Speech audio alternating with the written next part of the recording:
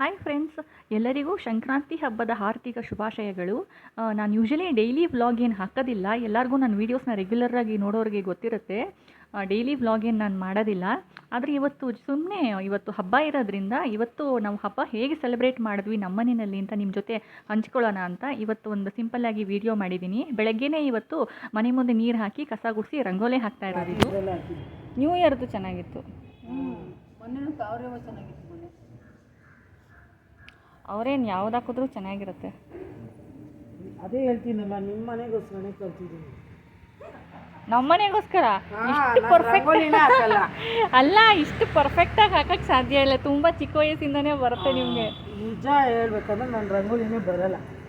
ಮತ್ತೆ ಇಷ್ಟು ಪರ್ಫೆಕ್ಟ್ ಅಮ್ಮ ರಂಗೋಲಿ ಹಾಕ್ಬೇಕಲ್ವಾ ಅಂತಾರೆ ಅಂತ ಡೈಲಿ ಯೂಟ್ಯೂಬಲ್ಲಿ ಕುತ್ಕೊಂಡು ಬುಕ್ಕಲ್ಲಿ ಪ್ರಾಕ್ಟೀಸ್ ಮಾಡ್ತಾ ಇದ್ದೆ. ಆದರೂ ಇಷ್ಟು ಪರ್ಫೆಕ್ಟಾಗಿ ಇಷ್ಟು ಬೇಗ ಬರೋಕ್ಕೆ ಸಾಧ್ಯನೇ ಇಲ್ವಲ್ಲ. ಆದ್ರೂ ಕೈ ಎಳೆ ಬಿಡೋದು ನೋಡಿದ್ರೆ ಗೊತ್ತಾಗುತ್ತೆ. ಅದು ತುಂಬ ಎಕ್ಸ್ಪೀರಿಯನ್ಸ್ ಹ್ಯಾಂಡ್ ಥರ. ಇಲ್ಲ, ಹಿಂಗೆ ಕಲ್ತ್ಕೊಂಡೆ. ಪರವಾಗಿಲ್ಲ, ಪೇಪರಲ್ಲೆಲ್ಲ ಇಟ್ಕೊಂಡು ಎಷ್ಟು ಬೇಗ ಕಲ್ತ್ಬಿಟ್ಟಿದ್ದೀರಾ. ಇಂಟ್ರೆಸ್ಟ್ ಇದ್ರೆ ಕಲಿಬೇಕು. ಹೌದೌದು, ಸ್ವಲ್ಪ ಅದು ಮೂರು ಇಲ್ಲದೆ ಕಲಿಬೇಕಂದ್ರೆ ಬರಲ್ಲ. ಮೂರು ಇಲ್ಲದೆ ಕಲಿಬೇಕಂದ್ರೆ ಬರಲ್ಲ ಅಂದ್ರೆ ಈ ರಂಗೋಲಿನ ಮನೆ ಬಾಗಿಲಿಗೆ ಇದನ್ನು ಕಂಪಲ್ಸರಿ ಹಾಕಲೇಬೇಕಂತೆ. ಇದನ್ನು ಹಾಕೋದ್ರಿಂದ ಮನೆಗೆ ಯಾವ ನೆಗೆಟಿವ್ ಎನರ್ಜೀಸ್ಗಳು ಒಳಗಡೆ ಬರದೇ ಇರೋ ಹಾಗೆ ಈ ರಂಗೋಲಿ ಅವಾಯ್ಡ್ ಮಾಡುತ್ತೆ. ಅವರು ರಂಗೋಲಿ ಕಂಪ್ಲೀಟ್ ಮಾಡೋಷ್ಟೊತ್ತಿಗೆ ಹೂವು ಕಿತ್ಕೊಂಬರೋಣ ಅಂತ ಕಿತ್ಕೊಂಡು ಬಂದಿರೋದು. ಇದು ನೋಡಿ, ತುಂಬೆ ಹೂವು ಚಿಕ್ಕದಾಗಿ ವೈಟ್ ಕಲರಿಗೆ ಇರುತ್ತೆ. ಇದು ಶಿವನಿಗೆ ತುಂಬ ಇಷ್ಟವಾದ ಹೂವು ಅಂತೆ. ನಾವು ಶಿವಪೂಜೆ ಮಾಡ್ತೀವಲ್ಲ, ಶಿವಪೂಜೆ ಮಾಡುವಾಗ ಈ ಹೂವದಲ್ಲಿ ಶಿವಪೂಜೆ ಮಾಡಿದ್ರೆ ತುಂಬಾ ಶ್ರೇಷ್ಠ, ಒಳ್ಳೆಯದು ಅಂತ ಹೇಳ್ತಾರೆ. ಸೊ ಹಾಗಾಗಿ ಇದನ್ನು, ಈ ತುಂಬೆ ಹೂವದ ಗಿಡನ ನಾವೇ ನೆಟ್ಟಬಾರ್ದು, ಅದಷ್ಟಕ್ಕದೇ ಬೆಳಿಬೇಕಂತೆ. ಸೊ ಅದಷ್ಟಕ್ಕದೇ ನಮ್ಮ ಮನೆ ಮುಂದೆ ಬೆಳ್ಕೊಂಡಿದೆ, ಕಿತ್ಕೊಂಡ್ಬಂದಿದ್ದೀನಿ. ಬೆಳಿಗ್ಗೆನೇ ಖಾರ ಪೊಂಗಲು ಮತ್ತು ಸ್ವೀಟ್ ಪೊಂಗಲ್ಲು ಮಾಡೋಕ್ಕೆ ರೆಡಿ ಮಾಡ್ಕೊತಾ ಇದ್ದೀನಿ. ಸಂಕ್ರಾಂತಿ ಹಬ್ಬ ಅಂದರೆ ಎಲ್ಲರ ಮನೇಲೂ ಪೊಂಗಲ್ ಕಂಪಲ್ಸರಿ ಬೆಳಗ್ಗೆ ಟಿಫನ್ಗೆ ಮಾಡ್ತೀವಿ ಅಲ್ವಾ. ಪೊಂಗಲ್ ಒಬ್ಬೊಬ್ಬರ ಮನೇಲಿ ಒಂದೊಂದು ರೀತಿ ಮಾಡ್ತಾರೆ. ನಾವು ಇವತ್ತು ಸಂಕ್ರಾಂತಿ ಹಬ್ಬಕ್ಕೆ ಫಸ್ಟು ಖಾರ ಆಡಿಸ್ಕೊಂಡು ಆಮೇಲೆ ಮಾಡೋದು. ಅರಿಶಿನ, ಜೀರಿಗೆ, ಕೊತ್ತಂಬರಿ ಸೊಪ್ಪು, ತೆಂಗಿನಕಾಯಿ ಎಲ್ಲ ಗ್ರೈಂಡ್ ಮಾಡಿಕೊಂಡು ಮಾಡ್ತೀವಿ. ಇದು ನೆಲ್ಲವರೆಕಾಯಿ ಮತ್ತು ಕುಂಬಳಕಾಯಿ ಹಾಕಿದ್ದಂಥ ಹುಳಿ ಇವತ್ತು ಕಂಪಲ್ಸರಿ ಸಂಕ್ರಾಂತಿ ಹಬ್ಬದಲ್ಲಿ ಮಾಡಲೇಬೇಕು. ನಮ್ಮ ಕಡೆ ಅದು ಕಂಪಲ್ಸರಿ. ಈ ಹುಳಿ ಇವತ್ತಿನ ದಿನ ಕುಂಬಳಕಾಯಿ ಮತ್ತು ಅವರೆಕಾಯಿ ಹಾಕಿದ್ದಂಥ ಹುಳಿ ಕಂಪಲ್ಸರಿ ಮಾಡಿ ತಿನ್ನಲೇಬೇಕು. ಈಗ ಅವರೆಕಾಯಿ ಸೀಸನ್ ಆಗಿರೋದ್ರಿಂದ ಪೊಂಗಲ್ಗೆ ಅವರೆಕಾಯಿ ಹಾಕ್ತಾ ಇದ್ದೀನಿ. ನೀವು ಪೊಂಗಲ್ಗೆ ಅವರೆಕಾಯಿ ಹಾಕಿ ನೋಡಿ, ತುಂಬ ಚೆನ್ನಾಗಿರುತ್ತೆ ಟೇಸ್ಟು. ಪೊಂಗಲ್ ಮಾಡೋಕ್ಕೆ ಬೆಳಗ್ಗೆನೇ ಅಮ್ಮ ಎಲ್ಲ ಇಲ್ಲಿ ರೆಡಿ ಮಾಡ್ಕೊತಾ ಇದ್ದಾರೆ. ಮಿಕ್ಸಿಗೆ ಹಾಕಿ ಗ್ರೈಂಡ್ ಮಾಡ್ಕೊತಾ ಇದ್ದಾರೆ. ಮುಂದಗಡೆ ಕೆಲಸದವಳು ಕಸ ಗುಡಿಸಿ ನೀರು ಹಾಕಿ ಈಗ ರಂಗೋಲೆ ಹಾಕ್ತಾ ಇದ್ದಾಳೆ. ಈಗ ತಾನೇ ಒಗ್ಗರಣೆ ಮಾಡ್ತಾ ಇದ್ದೀನಿ.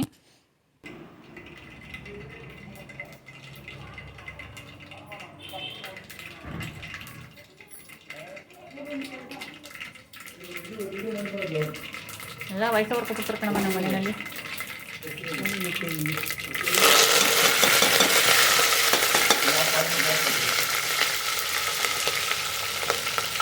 ಶುಂಠಿ ಹಾಕಿದ್ನ ಇಲ್ಲ ಅಲ್ಲಿ ಶುಂಠಿ ಹಾಕ್ಬೇಕಲ್ಲ, ಹೀಗೆ ಮೆಣಸು ಹಾಕಿಲ್ಲ, ಬರೀ ಸಾಸಿವೆ.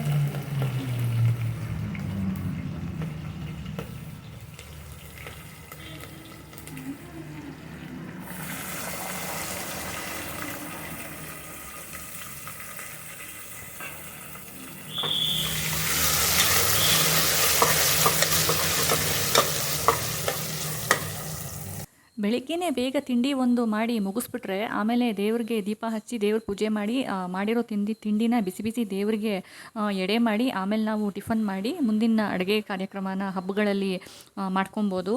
ಎಷ್ಟು ಬೇಗ ನಾವು ಅಡುಗೆ ತಿಂಡಿನ ಮುಗಿಸ್ತೀವೋ ಅಷ್ಟು ಬೇಗ ಹಬ್ಬಗಳ ಕೆಲಸನೂ ಬೇಗ ಮುಗಿಯುತ್ತೆ. ನಮ್ಮ ಮನೆಯಲ್ಲಿ ಸಂಕ್ರಾಂತಿ ಹಬ್ಬದಲ್ಲಿ ಪೊಂಗಲ್ಲು ಈ ರೀತಿಯೇ ಮಾಡೋದು. ಇವಾಗ ಇದು ಲಿಡ್ ಕ್ಲೋಸ್ ಮಾಡಿ ಒಂದು 3 ವಿಷಲ್ ಕೂಗ್ಸಿದ್ರೆ ಪೊಂಗಲ್ ರೆಡಿ ಇರುತ್ತೆ. ಇಲ್ಲಿ ರಂಗೋಲಿ ಕೂಡ ಹಾಕಿದ್ದೀನೇನು ಮುಗಿತಾ ಇದೆ. ಪೂರ್ತಿ ರಂಗೋಲಿ ಹಾಕಿದ್ಮೇಲೆ ಇದು ಒಳಗಡೆ ಎಲ್ಲ ಇನ್ನೂ ಕಲರ್ ಹಾಕಬೇಕು. ಅವಾಗ ನಿಮಗೆ ಹತ್ತಿರದಿಂದ ತೋರಿಸ್ತೀನಿ. ನಾನು ಮೇಲ್ಗಡೆ ಬಾಲ್ಕನಿಯಿಂದ ಇದು ವಿಡಿಯೋ ಮಾಡ್ತಾ ಇರೋದು.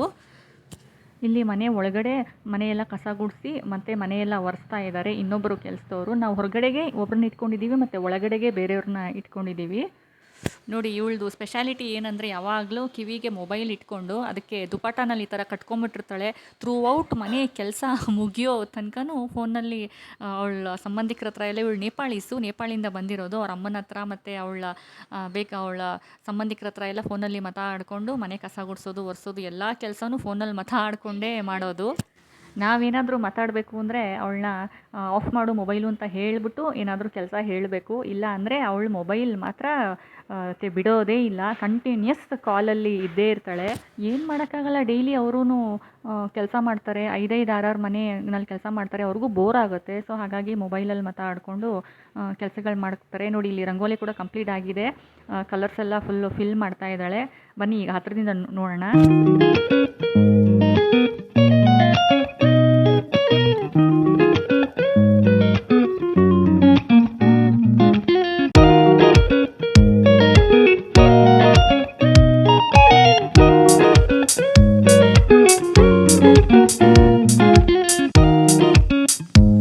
ನಾವು ಮನೆಯಲ್ಲಿ ಪೊಂಗಲ್ ವಾರಕ್ಕೊಂದ್ಸತಿನಾದರೂ ಮಾಡ್ತಾನೆ ಇರ್ತೀವಿ. ಆದರೆ ಸಂಕ್ರಾಂತಿ ಹಬ್ಬದ ದಿನ ಮಾಡೋ ಪೊಂಗಲ್ಲು ಇನ್ನೂ ಟೇಸ್ಟು ಒಂಥರ ಚೆನ್ನಾಗಿರುತ್ತೆ ಅಲ್ವಾ? ನಿಮಗೂ ಹಾಗೆ ಅನಿಸುತ್ತಾ? ಕಮೆಂಟ್ ಮಾಡಿ ತಿಳಿಸಿ. ಇಲ್ಲಿ ಸ್ವೀಟ್ ಪೊಂಗಲ್ ಕೂಡ ರೆಡಿ ಆಗ್ತಾ ಇದೆ. ನೋಡಿ, ಸ್ವೀಟ್ ಪೊಂಗಲ್ಲು ಇನ್ನೇನಾಯಿತು, ಖಾರ ಪೊಂಗಲ್ಲು ಮುಗೀತು. ಫಸ್ಟು ಬಿಸಿ ಬಿಸಿ ಮಾಡ್ತಿದ್ದ ಹಾಗೇ ಬೇರೆಯವ್ರಿಗೆ, ಮನೆಯವರೆಲ್ಲ ತಿನ್ನೋಕೆ ಮುಂಚೆನೇ ತಟ್ಟೆಗೆ ತೆಗೆದು ದೇವರ ನೈವೇದ್ಯಕ್ಕೆ ಇಟ್ಬಿಡಬೇಕು. ಇಲ್ಲಿ ಪೂಜೆಗೂ ಕೂಡ ಎಲ್ಲ ರೆಡಿ ಮಾಡ್ಕೊಂಡಿದ್ದೀನಿ. ಇದು ಸಕ್ಕರೆ ಹಚ್ಚು ನಾನು ಆಲ್ರೆಡಿ ವಿಡಿಯೋದಲ್ಲಿ ಹಾಕಿದ್ದೀನಿ, ನಾವು ಮನೆಯಲ್ಲೇ ಮಾಡಿದ್ದು, ನೀವು ನೋಡಿರ್ಬೋದು. ಇಷ್ಟು ವರ್ಷದಲ್ಲಿ ಯಾವತ್ತೂ ನಾವು ಸಕ್ಕರೆ ಹಚ್ಚು ಮತ್ತು ಎಳ್ಳು ಎರಡೂ ರೆಡಿಮೇಡ್ ತಂದೇ ಇಲ್ಲ. ಸಂಕ್ರಾಂತಿ ಹಬ್ಬದಲ್ಲಿ ಮನೆಯಲ್ಲೇ ನಾವು ಮಾಡೋದು ತುಂಬ ಟೇಸ್ಟಿಯಾಗಿರುತ್ತೆ. ಸಕ್ಕರೆ ಹಚ್ಚು ಮತ್ತು ಎಳ್ಳು ಮಾಡೋದು ಎರಡರದ್ದು ಡೀಟೇಲ್ ವಿಡಿಯೋ ನನ್ನ ಚಾನಲಲ್ಲಿ ಹಾಕಿದ್ದೀನಿ, ಮತ್ತು ಮೊನ್ನೆ ಮಾಡಿದ್ದು ಕೂಡ ಹಾಕಿದ್ದೀನಿ. ನೋಡದೇ ಇರೋರು ಚೆಕ್ ಮಾಡ್ಕೊಬೋದು.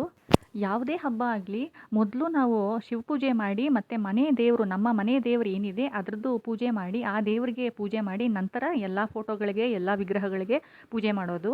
ಇದು ನಾನು ಶಿವಪೂಜೆ ಮಾಡ್ತಾ ಇರೋದು ಡೈಲಿ ಇದೇ ರೊಟೀನು. ಸ್ನಾನ ಮಾಡಿದ ತಕ್ಷಣವೇ ಶಿವಪೂಜೆ ಮಾಡಿ ನಂತರ ದೇವ್ರ ಪೂಜೆಗಳೆಲ್ಲ ಮಾಡೋದು. ಎಲ್ಲರ ಮನೆಯಲ್ಲೂ ಹೀಗಿರಲ್ಲ, ಅವ್ರವ್ರ ಮನೆ ಪೂಜೆಯ ಪದ್ಧತಿ ಹೇಗಿರುತ್ತೋ ಹಾಗೆ ಫಾಲೋ ಮಾಡ್ತಾರೆ. ಇದು ನಮ್ಮ ಮನೆಯಲ್ಲಿ ಈ ಥರ ಸಿಸ್ಟಮ್ ಇರೋದು. ಕಂಪಲ್ಸರಿ ನಾವು ಶಿವಪೂಜೆ ಡೈಲಿ ಮಾಡಲೇಬೇಕು, ಎಂಥದ್ದೇ ಪರಿಸ್ಥಿತಿ ಇರಲಿ, ಯಾವುದೇ ಹಬ್ಬಗಳಾಗಲಿ ಶಿವಪೂಜೆ ಮಾಡಿ ನಂತರನೇ ಹಬ್ಬದ ಪೂಜೆಗಳೆಲ್ಲ ಸ್ಟಾರ್ಟ್ ಮಾಡೋದು. ಇನ್ನು ಸಂಕ್ರಾಂತಿ ಹಬ್ಬದ ಬಗ್ಗೆ ಹೇಳಬೇಕು ಅಂದರೆ, ನಮ್ಮ ಇಡೀ ಜಗತ್ತನ್ನೇ ಮುನ್ನಡೆಸ್ತಾ ಇರುವಂತಹ ಸೂರ್ಯ ದೇವರು, ನಮಗೆ ಕಣ್ಣಿಗೆ ಕಾಣಿಸ್ತಾ ಇರುವಂತಹ ಪ್ರತ್ಯಕ್ಷ ದೇವರು. ಮನುಷ್ಯರು ಸೇರಿ ಸಕಲ ಜೀವರಾಶಿಗಳು ಭೂಮಿ ಮೇಲೆ ಜೀವಿಸ್ತಾ ಇರೋದಕ್ಕೆ ಸೂರ್ಯನೇ ಆಧಾರ ಸ್ತಂಭ. ಸೂರ್ಯನೇ ಇಲ್ಲದೆ ಭೂಮಿ ಮೇಲೆ ಯಾವ ಜೀವರಾಶಿಗಳು ಬದುಕೋಕ್ಕೆ ಸಾಧ್ಯ ಇಲ್ಲ. ಇಂಥ ಮಹಾಶಕ್ತಿ ಇರುವಂಥ ಸೂರ್ಯನಾರಾಯಣ, ಅವನ ಚಲನೆಯ ಹಬ್ಬನೇ ಮಕರ ಸಂಕ್ರಾಂತಿ ಅಂತ ಕರೀತಾರೆ. ಸೂರ್ಯ ಒಂದು ರಾಶಿಯಿಂದ ಮತ್ತೊಂದು ರಾಶಿಗೆ ಹೆಜ್ಜೆ ಇಡುವಂಥ ಈ ಶುಭ ಸಂದರ್ಭಕ್ಕೆ ಸಂಕ್ರಮಣ ಅಥವಾ ಸಂಕ್ರಾಂತಿ ಅಂತ ಕರೀತಾರೆ. ಸೂರ್ಯ ಪ್ರತಿ ರಾಶಿಯಲ್ಲೂ ಒಂದೊಂದು ತಿಂಗಳ ಕಾಲ ಇರ್ತಾನೆ. 12 ರಾಶಿ ಇರೋದ್ರಿಂದ ವರ್ಷದ 12 ತಿಂಗಳಲ್ಲೂ ಸಂಕ್ರಮಣ ಆಗತ್ತೆ. ಅದರಲ್ಲಿ ಕರ್ಕಾಟಕ ಸಂಕ್ರಾಂತಿ ಹಾಗೂ ಮಕರ ಸಂಕ್ರಾಂತಿಗೆ ಬಹಳ ಪ್ರಾಮುಖ್ಯತೆ ಇದೆ. ಸೂರ್ಯ ಧನುರಾಶಿಯನ್ನು ಬಿಟ್ಟು ಮಕರ ರಾಶಿಯನ್ನು ಪ್ರವೇಶ ಮಾಡುವ ಸಮಯವನ್ನು ಮಕರ ಸಂಕ್ರಾಂತಿ ಅಂತ ಕರೀತಾರೆ. ಇವತ್ತಿನಿಂದ ಉತ್ತರಾಯಣ ಆರಂಭ ಆಗುತ್ತೆ, ಮತ್ತೆ ಹೊಲ ಗದ್ದೆಗಳಲ್ಲಿ ಕೊಯ್ಲು ಕೂಡ ಆರಂಭ ಮಾಡ್ತಾರೆ. ಇದನ್ನ ಕರ್ನಾಟಕದಲ್ಲಿ ಸಂಕ್ರಾಂತಿ ಹಬ್ಬನ ಸುಗ್ಗಿ ಸಂಕ್ರಾಂತಿ ಅಂತ ಕರೀತಾರೆ, ತಮಿಳುನಾಡಲ್ಲಿ ಪೊಂಗಲ್ ಅಂತ ಕರೀತಾರೆ. ಮುಖ್ಯವಾಗಿ ಇದು ರೈತರ ಹಬ್ಬ, ಸುಗ್ಗಿ ಹಬ್ಬ.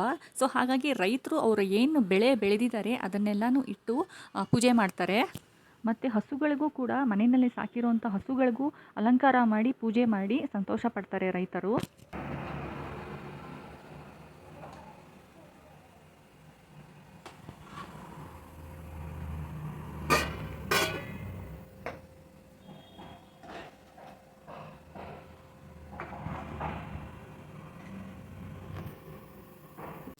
ಸೊ ಟಿಫನ್ನು ಆಯಿತು, ಪೂಜೆ ಮಾಡಿ, ಪೂಜೆ ಎಲ್ಲ ನೋಡಿದ್ರಿ, ನಿಮ್ಗೆ ಹೇಗೆ ಅನ್ನಿಸ್ತು ಅಂತ ಕಮೆಂಟ್ ಮಾಡಿ.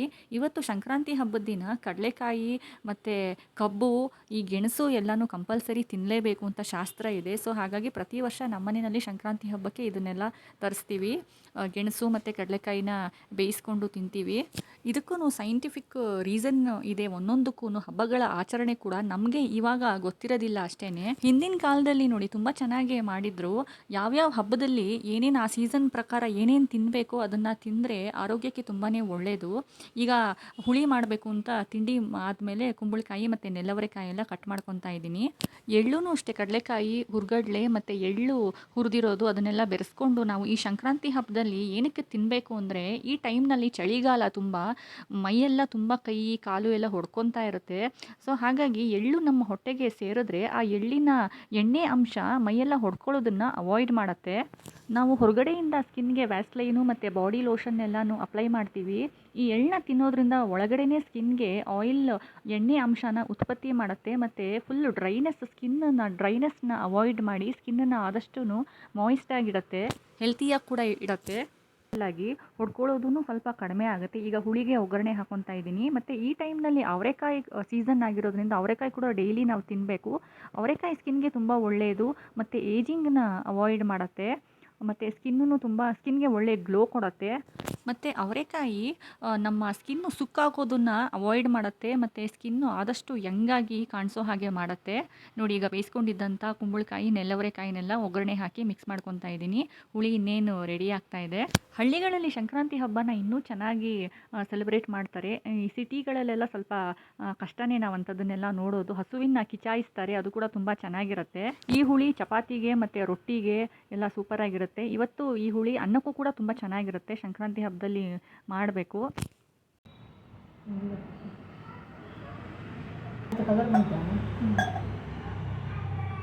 ಇದ್ರದ್ದು ಡೀಟೇಲ್ಡ್ ವಿಡಿಯೋ ಒಂದಿನ ಮಾಡ್ತೀನಿ. ಈ ಸೀಸನ್ನಲ್ಲಿ ಸಿಗುವಂತಹ ತರಕಾರಿಗಳೇ ಇದೆಲ್ಲನೂ, ಕುಂಬಳಕಾಯಿ ಮತ್ತು ಅವರೆಕಾಯಿ, ನೆಲ್ಲವರೆಕಾಯಿ ಎಲ್ಲನೂ ಸಖತ್ ಟೇಸ್ಟಿಯಾಗಿರುತ್ತೆ. ನೆಲ್ಲವರೆಕಾಯಿಯೂ ಅಷ್ಟೇ ಹೆಲ್ತ್ಗೆ ಒಳ್ಳೆಯದು.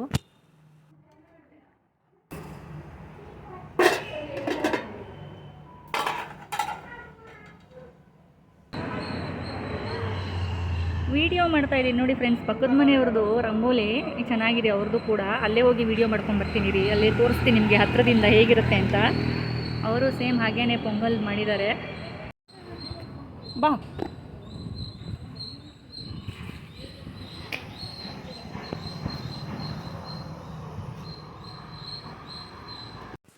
ಎಳ್ಳು ಇಲ್ಲಿ ಮನೆಗೆ ಬರೋರಿಗೆಲ್ಲ ಕೊಡೋಕ್ಕೆ ರೆಡಿ ಮಾಡ್ಕೊತಾ ಇರೋದು. ಮೊದಲೇ ಒಂದು 10-15 ಪ್ಯಾಕೆಟ್ ರೆಡಿ ಮಾಡಿದ್ದೀನಿ.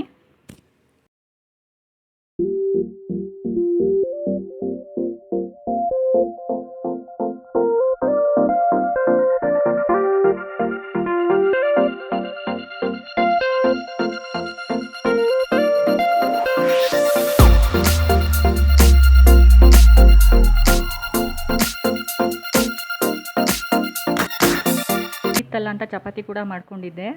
ಈ ವಿಡಿಯೋ ನಿಮಗೆ ಇಷ್ಟ ಆಗಿದ್ರೆ ಲೈಕ್ ಮಾಡಿ ಮತ್ತು ಸಬ್ಸ್ಕ್ರೈಬ್ ಮಾಡ್ಕೊಳ್ಳಿ. Thank you so much for watching.